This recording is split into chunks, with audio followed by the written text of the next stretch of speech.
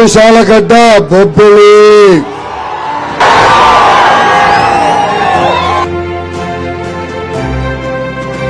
ఈ లోకేష్ తగ్గేదే లేదు.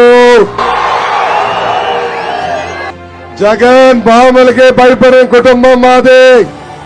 నువ్వు పెట్టే చిల్లర కేసులకి నేను భయపడతానా? ఇక్కడున్న కార్యకర్తలందరికి పిలిపిస్తున్నా, 2 నెలలు కష్టపడండి. ఏ అధికారులు చట్టాన్ని ఉల్లంఘించి మన ఇబ్బంది పెట్టారో, ఏ వైకాపా నాయకులైతే చట్టాన్ని చుట్టంగా మార్చుకుని మన ఇబ్బంది పెట్టారో వాళ్ళందరి పేర్లు ఈ ఎర్ర బుక్ లో ఉన్నాయి. విజయనగరం జిల్లాని అభివృద్ధి చేసింది తెలుగుదేశం పార్టీ. ప్రజలందరూ ఒక్కసారి ఆలోచించాలి.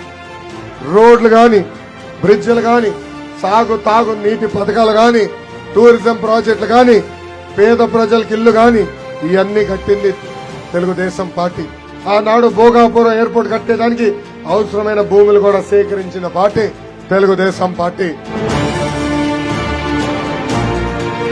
ఇంకా విశాఖ ఉక్కు అంటే ఆంధ్రుల హక్కు.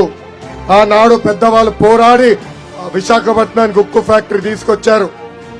ఈ రోజు ఈ జగన్ ప్రైవేట్ కంపెనీలతో ఒప్పందం కుదుర్చుకుని ఆ సంస్థని ప్రైవేటీకరణ చేసే ప్రయత్నిస్తున్నారు. ఉత్తరాంధ్రకు నేను హామీ ఇస్తున్నా, 2 నెలల్లో తెలుగుదేశం జనసేన ప్రభుత్వం వస్తుంది. ఆ ఉక్కు ఫ్యాక్టరీ ప్రైవేటీకరణ జరగకుండా చేసే బాధ్యత నేను తీసుకుంటాను.